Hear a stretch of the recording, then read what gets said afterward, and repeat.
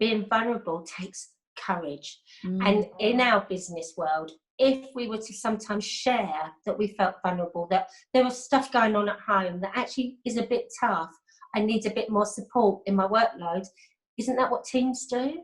We're frightened that if we speak out, someone's going to judge us. And actually, we just want to be heard.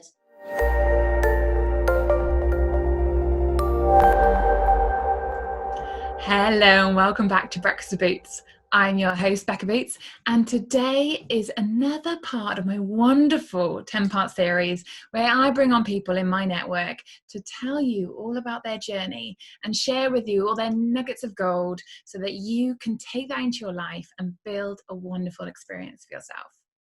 Today, I have the wonderful Beverley Webb. Now, me and Bev go back a few years. We went to Malawi together. We've come to each other through networks and very similar interests. Now, Bev is a coach, in Step Forward Coaching, and she's also a adverse childhood experiences specialist. She works with a lot of things around trauma and helping people to recover from their childhood experiences. So you're going to find this fascinating. There is so much I could talk to Bev around on this topic. So I'll bring her on. I hope you enjoy it. Hi, Bev. Thank you so much for joining me on the podcast today. Thank you. Now, just in case anyone doesn't know you yet, would you like to introduce yourself to everyone and tell them a bit more about you? Well, first of all, hello, Rebecca. It's so lovely to be speaking to you again. For people who don't know me, my name is Beverley Webb, and I'm actually a recovery practitioner, and I specialise in adults overcoming childhood trauma and abuse.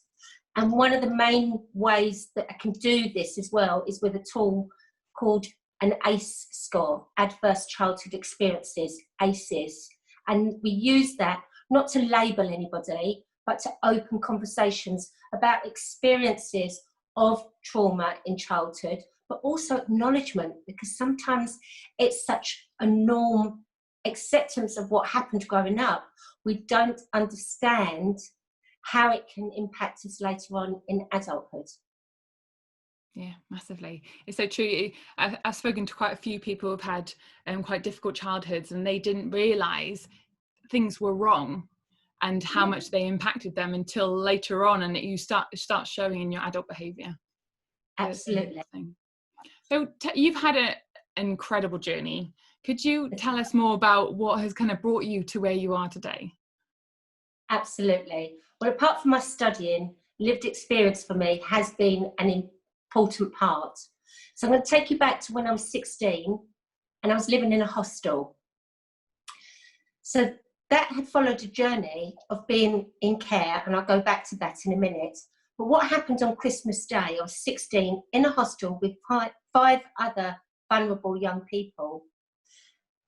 And I just realised that there we were, we'd all had adults supporting us around us growing up, but no one had actually asked us about our own personal journey or what really goes on behind closed doors. Hence, you'll see a lot of the work that I do, I title it, Don't Tell Me, Ask Me. And if I take you back to when I was 4 years of age, I was the eldest of 3 siblings. So I had 2 younger siblings, and we were taken into care by the police one day. Sounds traumatic. At the time, we weren't overly scared because we got to ride in the back of a black police van, which was called a black Mariah back then. And we were taken to the station with our mum. I'm not sure where my dad was because he did live with us. And then it was only when they went to take us from our mum that we realised instinctively something's not right here, and we reacted from our mum's reactions. However, we went to live in a children's home called Avenstow in Orpington, and we lived there for 6 years. And I have to say, I am that woman I am today because of the wonderful environment, and I was very lucky to live there.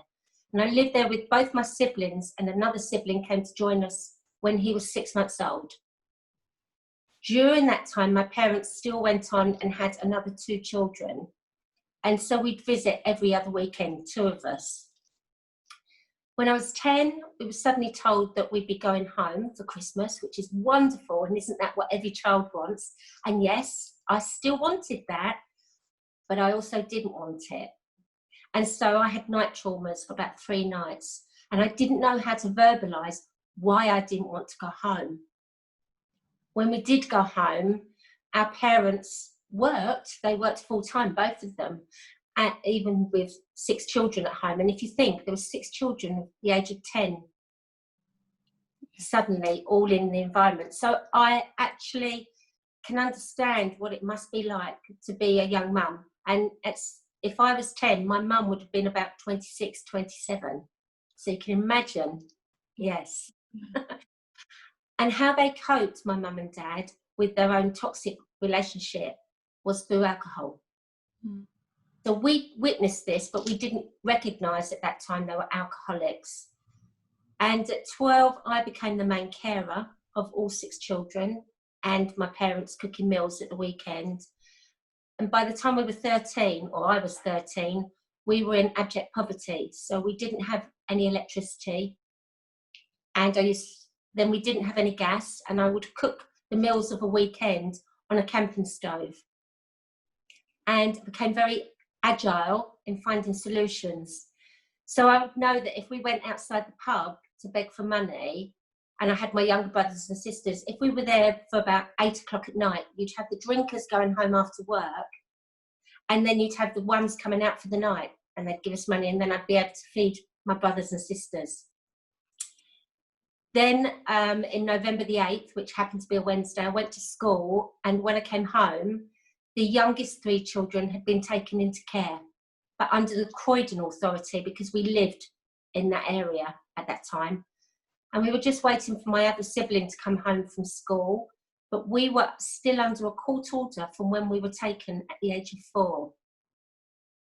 So we went back into care in Beckenham, and it was a mixture, actually. It was a mixture of relief, because we knew the environment we were going back into was caring, loving, although it was different.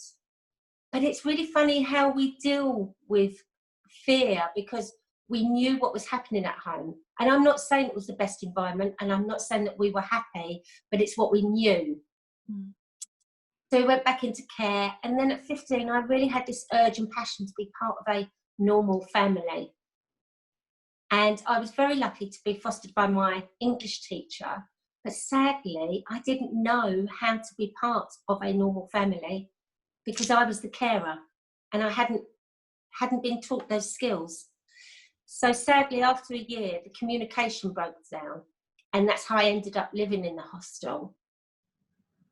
And that's when I was sitting there around that Christmas table, I really had this urge to want to speak out, but not be able to, because I was holding a lot of shame, a lot of guilt. I was afraid of being judged. I was afraid of this stigma, because already at the age of 16, I was hearing lots of messages around me, because I was a looked after child or a kid from care. The expectations of me were extremely low, and these other vulnerable young people. But if you add into that, that was also a survivor of sexual abuse. And my father had started abusing me sexually before we were taken into care. And then later on, a friend of his started as well. And that's why that don't tell me, ask me is so important, because, for instance, my family, or my brothers and sisters, the older ones, we had 13 social workers in 14 years. And whilst some of them are memorable, I was often present in meetings, and yet nobody actually asked us specific questions. And I'm not sure how I would have answered, but we weren't encouraged to open a conversation. Hence, why what I do now is so important, with all the studying I do, but also with my lived experience. Because also, in my 20s, as soon as I went into that hostel, it was like, I'm going to change my life now. I'm in control of my life. And that's fantastic. And positive thinking, I'm resilient, I know how to survive. And yes, I met my ex-husband. I did very well in achieving. I used work as my self-medication. I didn't know what the word self-care was. I wasn't in tune with my body physically or my emotions. And it had a massive impact later on when I did have both my children. And for me, having children was something I really wanted. And although my pregnancies were normal pregnancies, that's when it hit me, because suddenly I had this baby, or at the time it felt like an alien. And I don't want to upset anybody, but I remember nearly passing out after one of my scans, because it's like there's a real human being inside of my body when I'd been disassociating. And also emotions. I'd shut off how to really love, didn't love myself. And the messages I received were I wasn't worthy enough to be loved. So how could I be a good mum and love this baby and break that cycle? All the things that I really wanted to do. And it was only after I had my daughter, because I had my children close together, that I had my first, I say breakdown back then, but I see it now as a breakthrough, because it enabled me to reach for the phone, and I called Samaritans and asked for some help, some support. Well, you always give me goosebumps when you tell me that story. That's huge. And the resilience and like being able to reach out for help is a huge thing. So many people don't speak up, and then they carry that inside all their lives. Oh, absolutely. And even though I spoke up then, there had been an opportunity before I had children, and I had reached out, and sadly the person didn't come back to me. It happened to be a male counsellor, which, no disrespect, there was no way I was going to speak to a male counsellor, and they didn't realise at the time why I was coming forward, because, and this is something why it's so important to open the conversations, at that time I was more ashamed and afraid to say that I'd been brought up in care than I was even ready to think about saying that was a survivor of abuse by my dad, let alone by the second person, because I didn't actually let the second one out until years and years later. So it's a bit like an onion, because we get so clever and surviving, because we're built to survive, that we do it so much that we shut everything down. And that's where it does come out in the end, later on in adult life. Yeah. And it comes out in your body, isn't it? We've had these conversations before about how it shows itself in your body as illnesses, and it has to find a way out. If it doesn't come out your mouth, it will come out your body. Absolutely. And viruses are one of the biggest things. So I remember, when I did start my counselling with a wonderful lady called Caroline, I was absolutely petrified, but I also thought I was losing my mind. And I had to hold it together. I was a new mum. I had 2 children. I wanted to break the cycle. I was so desperate to make sure that my children didn't go through anything adverse, that I can see now that I ran on fear. And when I was going through my counselling, I became very, very ill, and I got bacterial meningitis. And I realised now that my body's immune system was compromised. I was just running on adrenaline the whole time. And as we say, the body holds the score. Bessel van der Kolk is the biggest researcher in that. That's why ACEs, adverse childhood experiences, the underlying cause of many medical conditions, that people then say when they hear that sometimes, are you saying I'm making it up in my mind, my being ill? Absolutely not. However, the impact of trauma, of stress, of fear is an actual reality.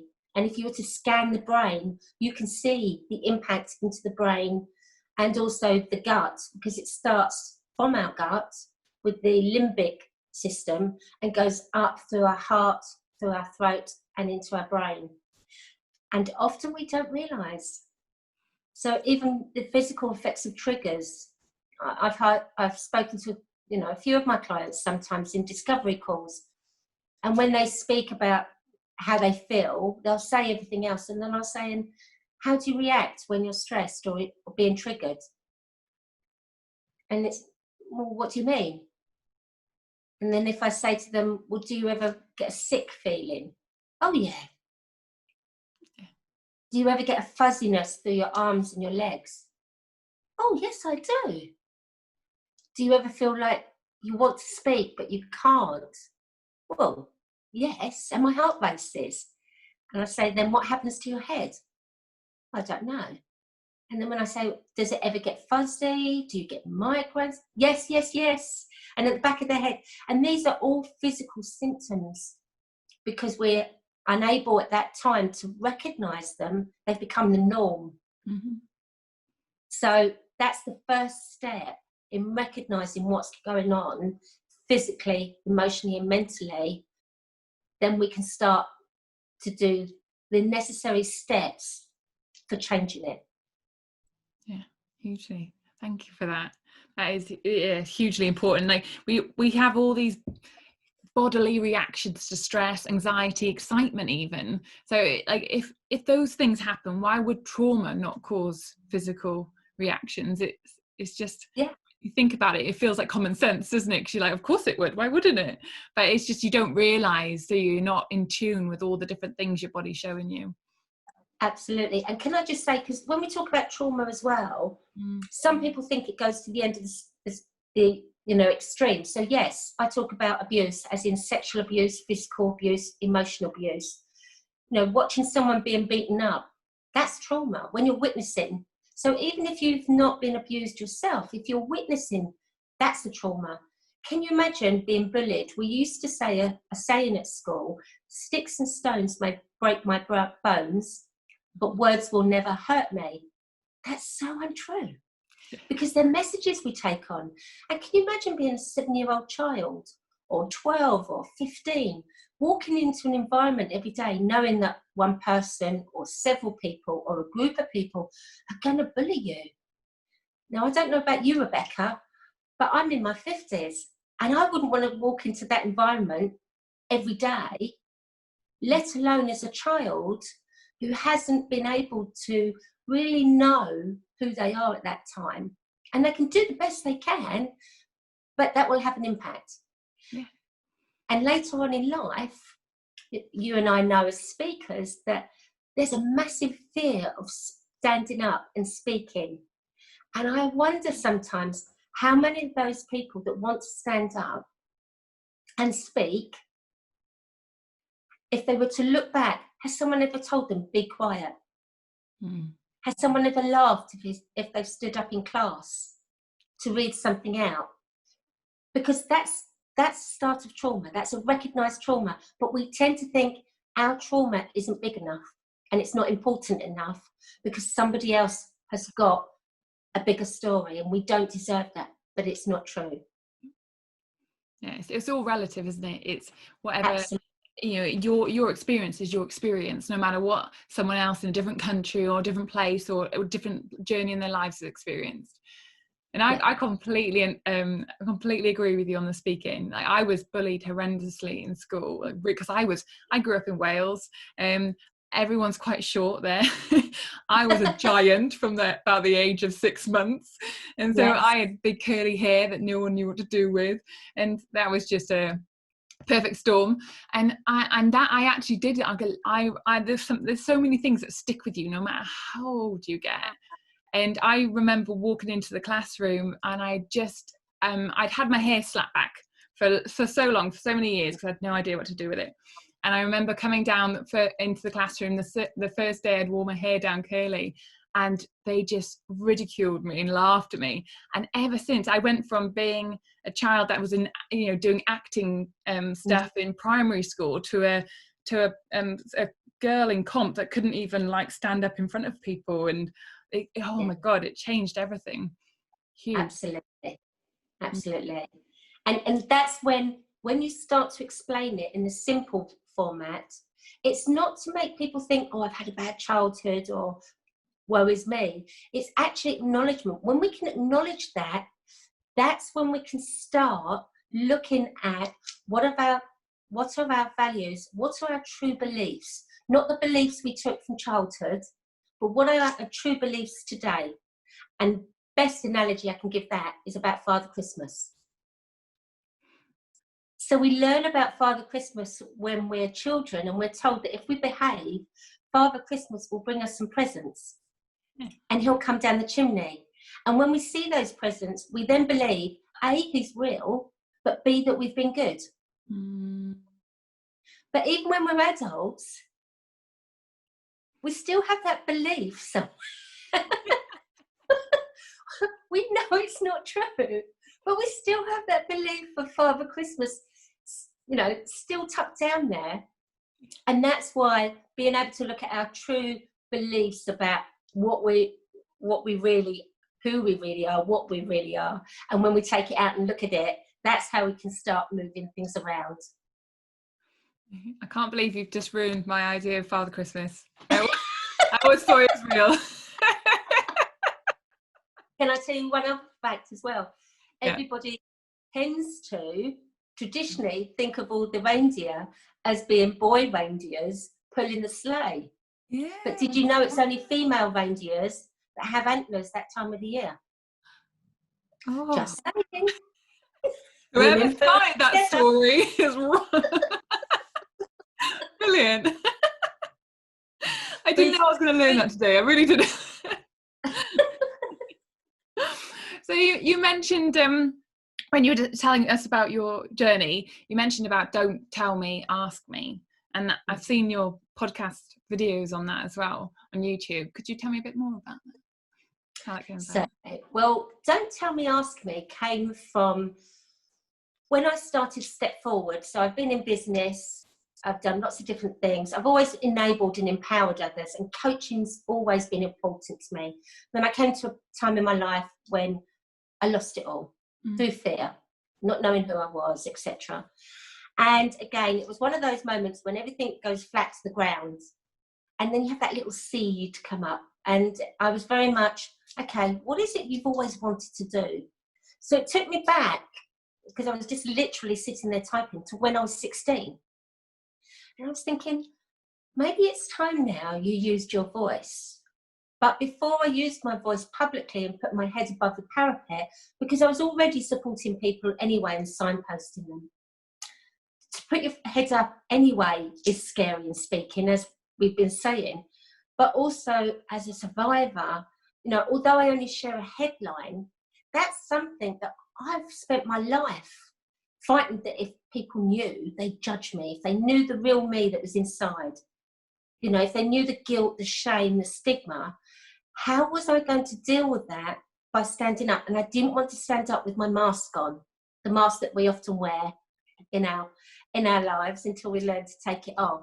I wanted to be able to be authentic and stand up, but also recognise that I'd have to do it in a way that I was okay to share it. So I went for a 12-week supervision, and I went back for counselling, coaching, just to touch base. And even now, with Step Forward going on, we're coming up to our 4th year, I still regularly touch in. I have to, because my own self-care is vital. I can't do what I do authentically if I don't look after myself. And it was in that journey that I was asked to write a letter or do a timeline of my younger self as a child. And I realised, A, I couldn't do it. And B, every time I went to write the words down, they just wouldn't come out. So me, again, finding solutions. I remember going for a long walk and then thinking, what is it that's stopping you? And the first thing I realised was I'd never really been a child. So even though I was 4 years of age, I wasn't a 4-year-old girl. I was a carer at that age. I was still looking out for my brothers and sisters, which we do naturally, but mine was more heightened, especially, and I remember that day we went into care. You know, I remember my younger sister at that time sitting on my mum's lap, my brother being closer to my mum, and I was there, but I knew they needed it more than me. So I thought about what it was that I really wanted to do, and that's when I started to go in for coaching myself. But coming back to that, don't tell me, ask me, I sat down and I really thought about, so how can you go back and relate to yourself being a child? And then I realised there were things that had been said to me. So don't tell me who I am, ask me who am I. Don't tell me to stop crying, ask me why I am. And every different thing that I've put in that poem is something that's been related to me. Don't shout at me when you're angry, ask me when you're calm. Because as adults, we don't mean to, but how often do we do it to other adults and to children? Don't do it that way. And if that child's always being shouted at, how can they ever grow? How can an adult have the courage to grow and do what they really want to do if they've got somebody else shouting at them, especially children? So that don't tell me, ask me, that's where that's come from. And the podcast shows that I do is often we want to find out about how to get well, how to change things. I want to be more aware physically because I'm in pain or nutritionally, but I don't know who to go to. So that's why I've started those podcasts so that we can have these conversations and also find out a bit more about someone else's journey. Because I'm a wellbeing coach, practitioner, and my specialism is in trauma. That's fine, but not everybody naturally wants to come to me. They may want to come to you or somebody else, and that's okay, because we have to have that chemistry, and that's the important part of communication. So I open those conversations, which is important, and I just like the title, Don't Tell Me, Ask Me. And I am currently writing a book, but don't ask me what day it will be published. I'm writing it. And the titles will be Don't Tell Me, Ask Me, but then they'll each have their own subtitle. Oh, brilliant. Oh, looking forward to that. It's so true. We as adults, we think we know what's best, don't we, for children? So we dictate how what's going on to them. We don't ask them, like you said, like don't tell me to stop crying, ask me why I'm crying. And that's huge, isn't it? Because as soon as you go, shh, no, don't cry, you're getting them to shut down that emotion rather than let it out. Yeah. And I'm not saying I was the perfect parent. Trust me, I've always said to my children are 30 and nearly 30, nearly 28. And one of the things I've said to them several times is, as a parent, I made the best decision I could at that time with the information that I had. However, as an adult, if I made mistakes and I upset them unintentionally, for that, I am sorry.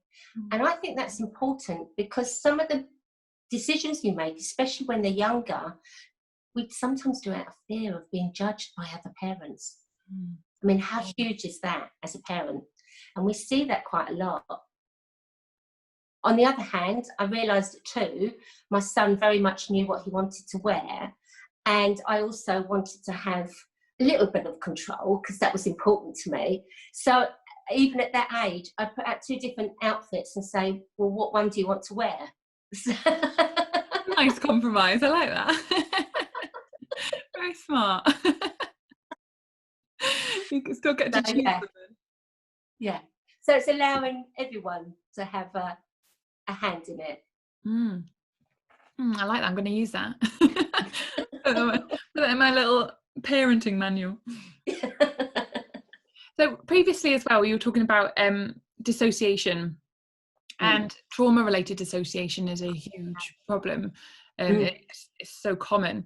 Could you talk a bit more about that?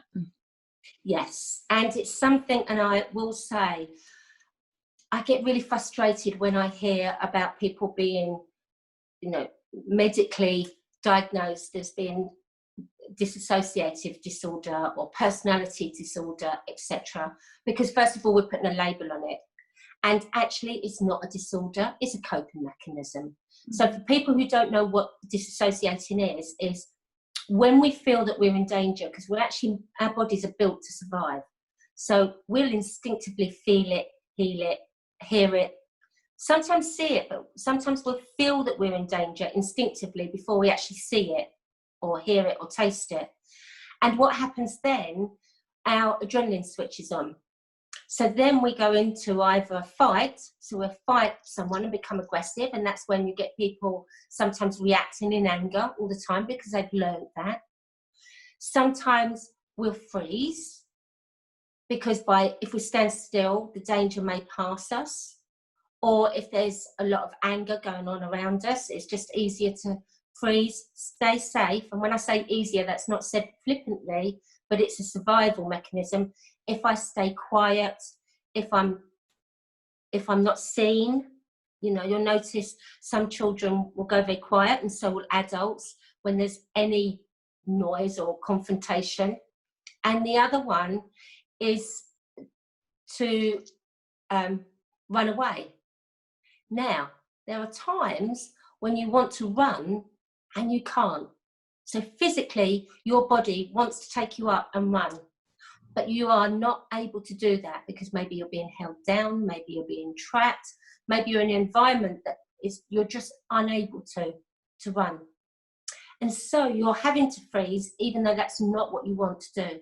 And the only way of coping at that time is taking yourself away from that experience. And most people may find that, for instance, in a dentist chair. So going into a dentist chair, laying back, you're not in control, you really don't want to be there, you're there for the right reasons, but instinctively, for some people, you just want to run. And I say that as an example because, yes, I suffer from, I'm recovered from trauma or recovery, but I recognise what that is, and I still have to work on that. So it doesn't just always just go away. It's just I know I have the tools to do it. So when we disassociate, we take ourselves away.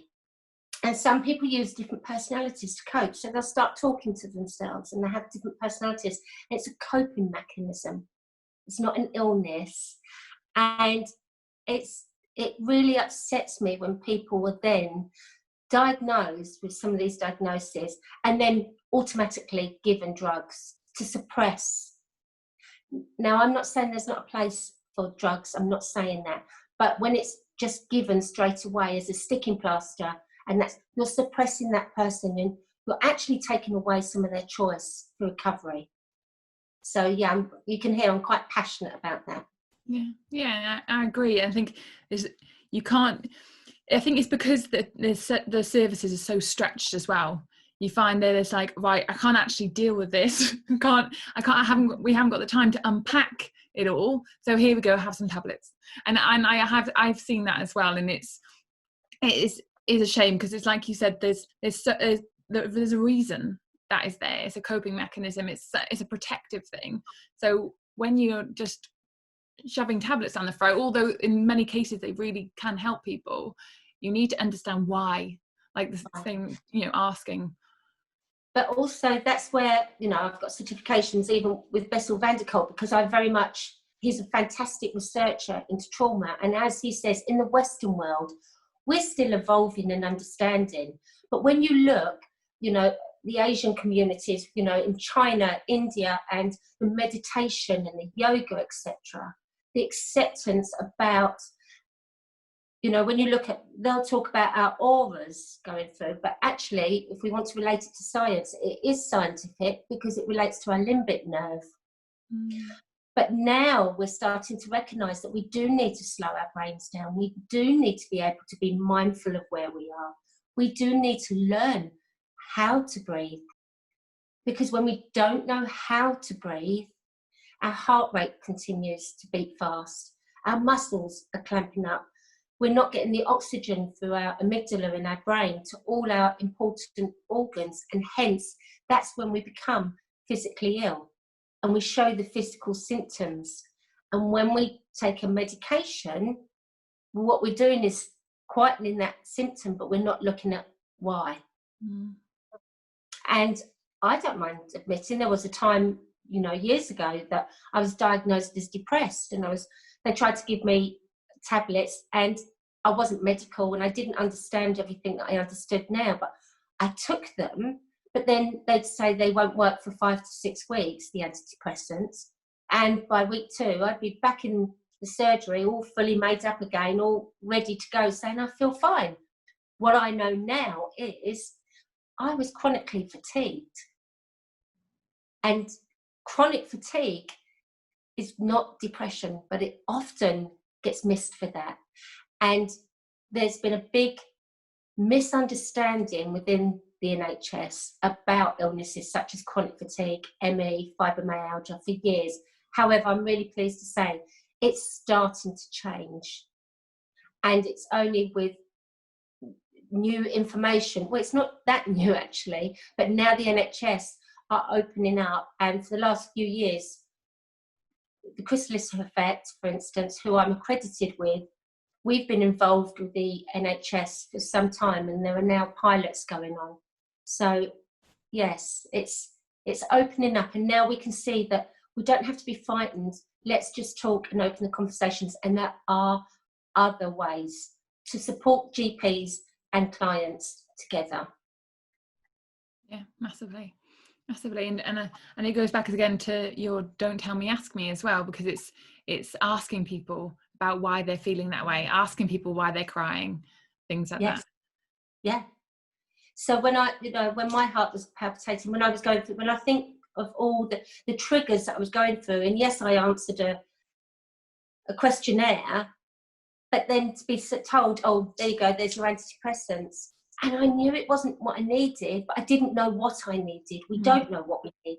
So that's why the Don't Tell Me, Ask Me, by opening it up with different practitioners, and I've got things in my mind and I can see my vision, it is to open these conversations and hear other people's journeys, because I think that's a great way. I know that's what's inspired me at different times. Something I noticed about you as well. We went to Malawi together, and I remember I found it a bit difficult at times, and I remember I had a bit of a wobbly when we climbed up that mountain, and I remember going off to have a cry, and you came over and you were just making me feel better, and you said, well, I was talking to you, and you said, I hear you, and I've heard you say that quite a few times as well, like how you genuinely validate people's emotions and then you hear them, and that is a huge thing, isn't it? Absolutely. And because in my childhood I wasn't heard, and that's nothing, as you've heard, it was a lovely atmosphere. And I remember that those 3 nights when I was being sent home, I was traumatized. I didn't want to go back home to my mum and dad, as much as I wanted to be part of the family. And the only way I had was crying out. And I was calmed and don't cry. But nobody actually asked why. Why are you crying? And also when we get into adulthood and we go to work, we go to corporate, we hear all different things. We hear about resilience. And then we talk about weakness, and with weakness comes vulnerability. And we're not going to talk about what goes on at home. That's home. This is work. What goes on in home stays in home. And don't overshare. We don't do the emotions. We don't need that. Thank you very much. And I've heard line managers, some of the things I've heard. And yet then we're saying in personal development meetings, let's be open and trust each other. I want to know really, what is it that you want? Where do you want to be in 5 years' time? Really? So you want me to be honest, but actually you're going to teach me about resilience. I'm not allowed to be weak. And actually weakness was something, or when I say weakness, vulnerability was something that I struggled with the most. And even now, being vulnerable at times, I will default back to being strong and survival rather than be vulnerable. And I actually have to consciously think, okay, it's okay, Beverley. Share what you really want to share. It's okay to say it. Because being a child, being vulnerable meant I was in danger. And I love Brené Brown's video, her TED Talk. Yeah, she's incredible, isn't she? She is. Because actually being vulnerable takes courage. And in our business world, if we were to sometimes share that we felt vulnerable, that there was stuff going on at home that actually is a bit tough, I need a bit more support in my workload, isn't that what teams do? Yeah. If we were able to be heard more, because we're frightened that if we speak out, someone's going to judge us. And actually, we just want to be heard. We do a lot of talking, but we don't get heard that much. Yeah, so true. We listen so that we can respond, so that we're like, right, when can I share my bit, rather than actually hearing them and spending time just being present with them. Yes, and that's why I'm a coach, because coaching isn't about telling your clients what to do. And when I hear a coach say, I tell my clients this, and I think, no. A coach is to enable that person to ask someone, what is it that you want? Now, when you first ask that question, it's like, well, I don't know. Okay. And so we go through different ways and techniques, as you know, to ask different questions, so we really get down to that bit in the heart, the bit that we really want to share, but we don't know how to get it out. We've never been asked to. So, I love that. Yeah. I love that. Thank you. So everything you do, obviously, when working with people who've had adverse childhood experiences as well, and obviously going through it before with yourself, what would be someone who's experienced a trauma, what would be a first step that they could take on their kind of road to start this recovery? Well, I think this actually goes to everyone, because I can tell you now, I've been told loads of times, I want to come and work with you, you know, would you work with me? But I haven't got any trauma. And I said, yeah, that's no problem. And we look at what it is they want to work with, and then we'll look at different pathways. And I worked with a gentleman not so long ago who had anger management, and he'd had a really fantastic upbringing. But the adverse experiences comes from a child's point of view. And so it's not saying that child's come from a bad family. It's not saying that parents have been intentionally cruel. It may be that the experiences are outside the family home. So that's just one thing I want to clarify there. But most importantly is when somebody's in a position where suddenly they don't want to continue living as they are. So are they in overwhelm? Is it that they've been working the same career for years and years and years, and it's not doing it for them? Or they've got divorced, or there's been a bereavement, and it's suddenly like, is this what life's about? You know, often it is that overwhelm. It's the anxiety's got so bad, what can I do about it? And the first thing I would say is, by acknowledging that you are in any one of those states is very much the first step. The second step is knowing that it's okay. Because the first thing that happens is, especially if we have come from lots of trauma, we're going to revisit it, I'm going to go into that tunnel. And actually, most of the time, you're reliving it every second, every day, because it's going on in the front of your head constantly. And you're living in that state of what we call sympathetic mode. You're living on your adrenaline. You're not well. Self-care, you put yourself to the bottom of the list. You look after everybody else, but you don't feel worthy enough for yourself. And that's where your life is so out of balance. You can have a complete high and then a real complete low.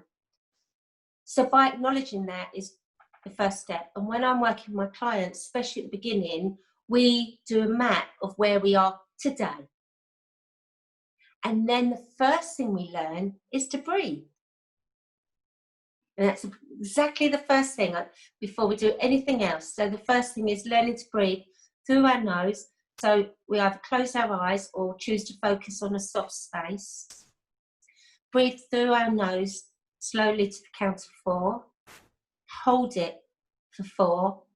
And then we blow out through our mouth for 8. But when we bring that oxygen in, we take it right down to the bottom of our spine.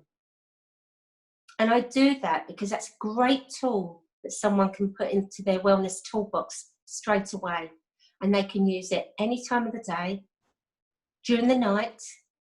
And yet, straight away, it's the one thing our body needs above water, above food, is oxygen.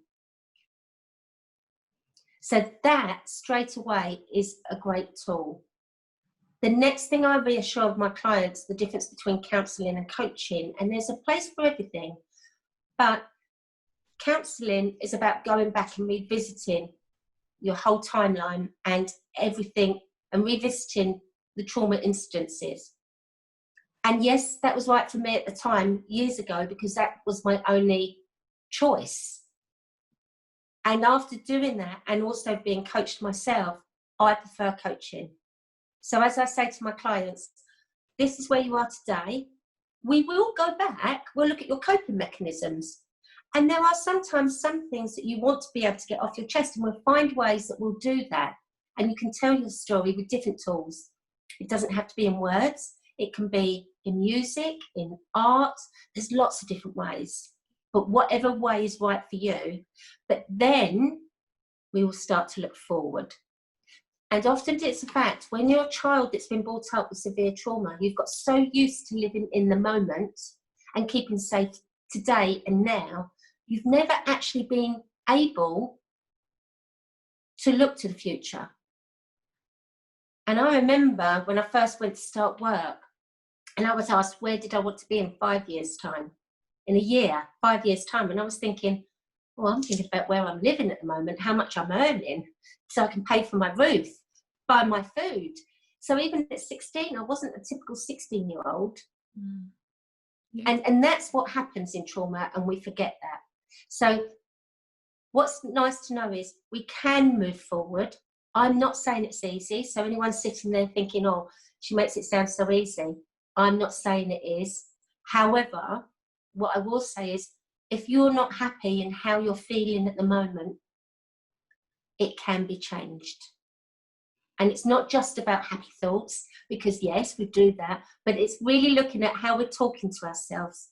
And that's where I do listen a lot to the use of language. How do we talk to ourselves? Yeah, that's a huge thing, isn't it? Huge thing. The language gives a lot away, doesn't it? Massively, yes. Yeah. Like that. So it's first about acknowledging it, being okay with it, and then reaching out for support about it. Yes, yeah. And then we start to look, the next step, we start to look at what's important to us. So, you know, I tend to, on about the second, third session, start to look at values. Because when we start looking at ourselves and our values, we start to see what's important to us. And when we see what's important to us, we can start to learn how to put our boundaries in. And we can start to learn how to self-care, how to nurture. So our relationship, we can change that. We can change our relationship with nutrition or food. Because you always hear these words with food, good and bad. No, food is nourishing. And again, it's language. We're being told by people that if you eat this microwave meal that's been pre-prepared for you, it's good. It's only got this amount of calories. And if you were to go to the chip shop, that's bad. Well, actually, I'm going to argue that and say, if I was eating a meal and I was sitting there in an environment that I was happy with, either on the beach, in the car, at the table, with friends on my own, and I was happy, and I was enjoying every minute of eating that fish and chips, surely that's got to be better than pinging a meal in the microwave and eating it quickly, but it's good for us.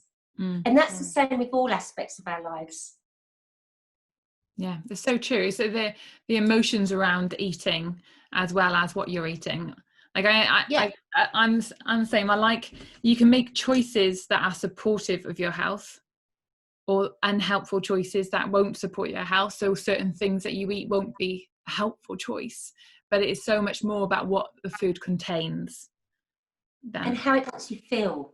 Because if you're having the fish and chips and you're enjoying it, and you've got a healthy relationship with yourself, and that's what we learn, we have to learn, it doesn't come naturally, then you'll want to go out and exercise, because you'll feel that you've put something in your body that you enjoy eating, and now I want to go for a walk, or I don't like going to the gym. I went to the gym for years because I was told that it made me feel better. I used to sit in the gym and watch the clock. I'd rather go for a long walk in the rain, even in the mud. Yeah. And even sometimes when I don't want to do it, when we've done it, you come back and you think, that felt so good. Yeah. And even yesterday morning, I could have stayed in bed for a bit longer, but my dog wasn't letting me. So I went for a walk, only to see suddenly this deer run across the road. And when we looked through the hedge, there were about 7 deer all running through the grass. Just amazing. I'd rather that. And even now, look, I've got goose pimples. But that makes me feel better. And another place, finances, that F word. You know, it's not about what you've got, it's your relationship with it. Yeah, so true. It's so true. I'm going to go off a tangent as well. As they always say, people with, say for example, you win the lottery. Those Yes. So many people go back to being actually worse off than they were before they won the lottery because their relationship with money is unhealthy. Yeah, and that reflects their relationship with themselves. So that's where, when we start going into our values, etc., when I work with my clients, I always say it, and I say it to every single client. I don't want to know about your wife, your husband, your partner, your brother, your sister, your auntie, your work colleague. I'm not interested. I'm interested in your relationship with you. And that's actually really quite scary. Because it's like, it's mastermind. You're putting yourself in that chair and the light's on you. And you've done everything you can to keep hidden and keep down. But in a nice way, because now we're going to look at what's important to you. And one other thing, which is a very simple thing that I ask a lot of people about self-care right at the beginning. So I even ask this of people when they're not coaching with me. What one thing do you do every day that makes you feel loved and nurtured? I like that. Now, we often do things and don't realise. So mine's cleaning my teeth because I used to suffer badly with my mouth. And I use an aloe vera toothpaste. So instead of thinking it's expensive, that toothpaste that I use, the value it brings to me is immense, because when I look into the mirror and I clean my teeth, I feel loved, I feel nurtured. And even if I'm really ill, that's the one thing I'll do, and wash my face and get back into bed.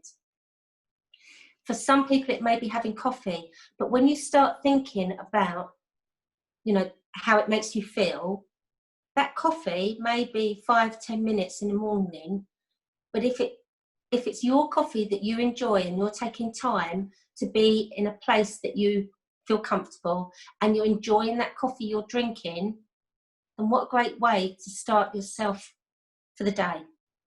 Yeah, that's so true. I'm always attached to my cup. My sister brought me this cup and it comes everywhere with me. Or I've got a cup that I take outdoor, a different one I take outdoors, but I've always got a cup in my hand.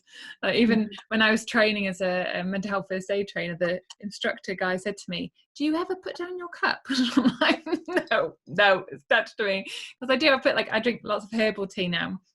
And I get up in the morning and my kind of nurturing thing is I'll go downstairs, put the kettle on, make a little chamomile or peppermint tea, and I'll sit down with my journal and I'll just scroll for only for like 2 pages, but just get all that, and I say positive affirmations, tell myself how much I love me, and then just get that all out in the morning. I love it.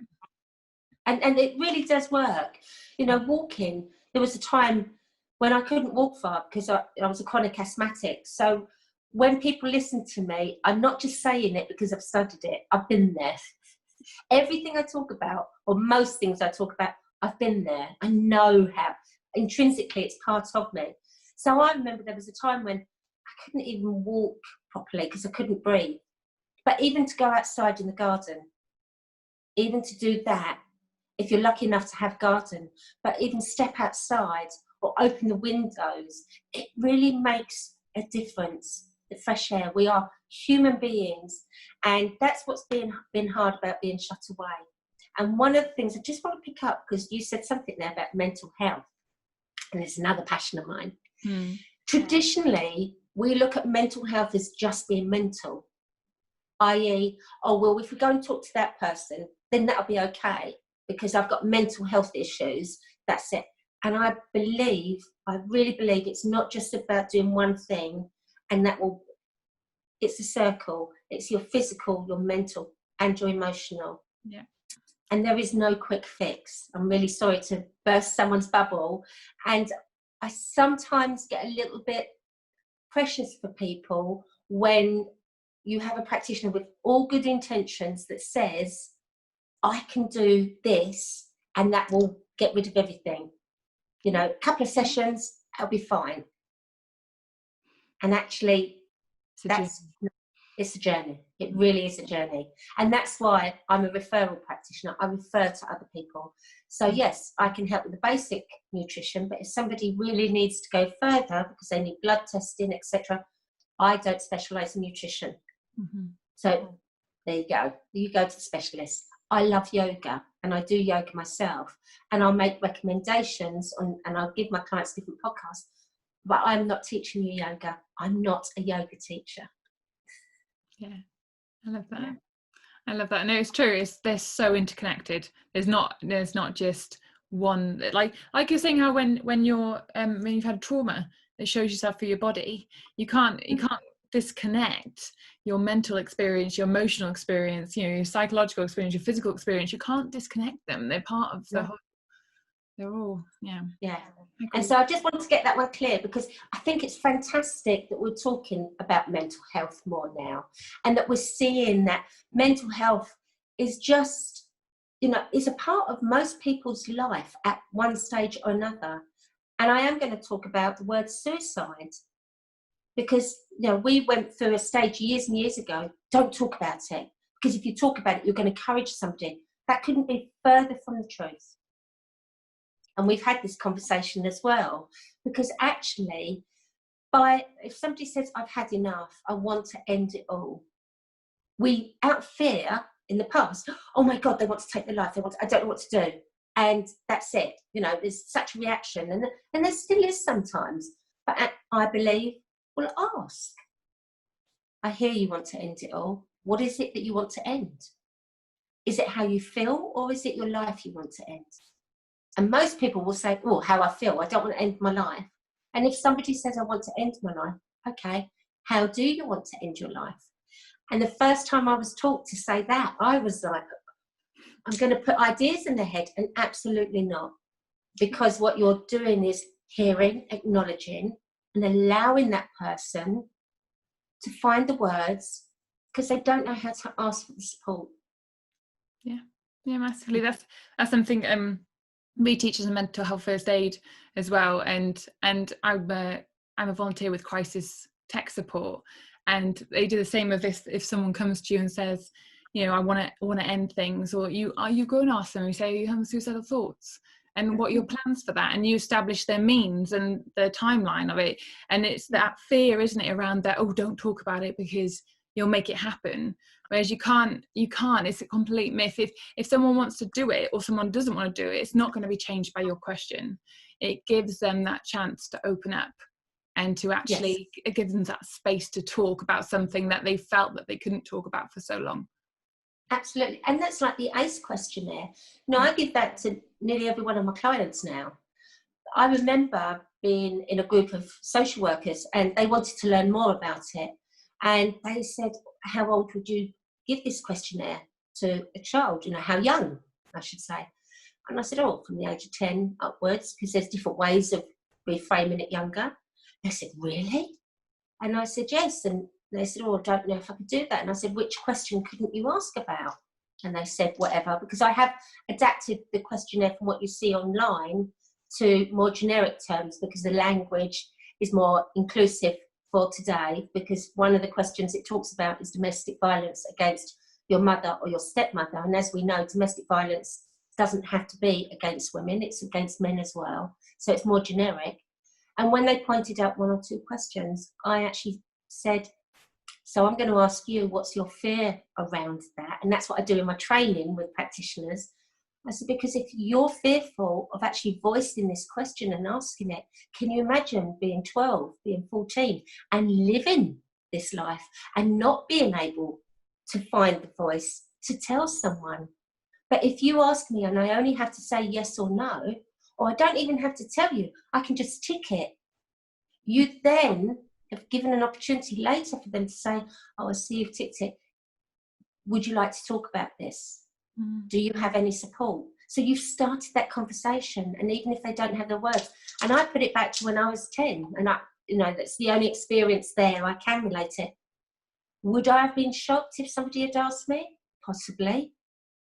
I don't know how I would react it, but I do know that the NSPCC do a lot of work with children that have found the courage to phone Childline, and I just think it's amazing that the work they do for something that is so horrendous and heinous, to see what opportunities they're given to voice their own voice at such a young age and start changing their story before they get into adulthood is amazing. So yes, I'm very passionate about that, Rebecca. I know, I love it. So I realised my time getting on with you.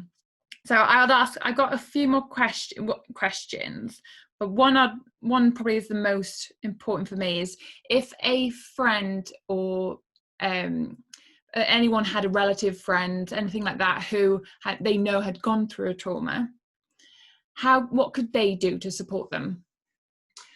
First of all, it's allowing that person to have control of their own choices, because they often haven't been controlled as a child. So first of all, as you say, if they've shared, first of all, I hear you.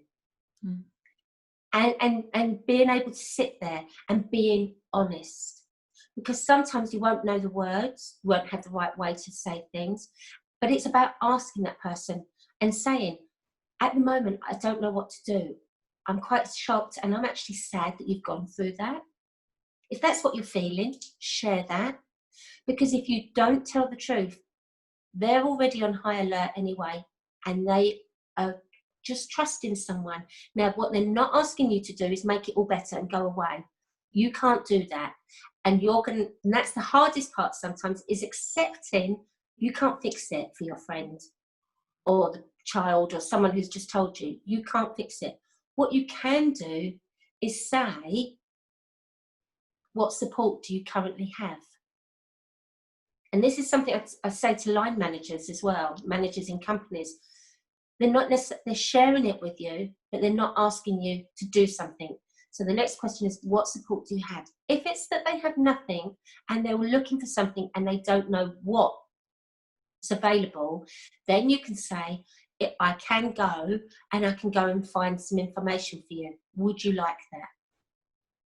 But even when you go off and you find some information, it's about steps. So don't overload. 1 or 2, possibly 3 choices and give it back to that person.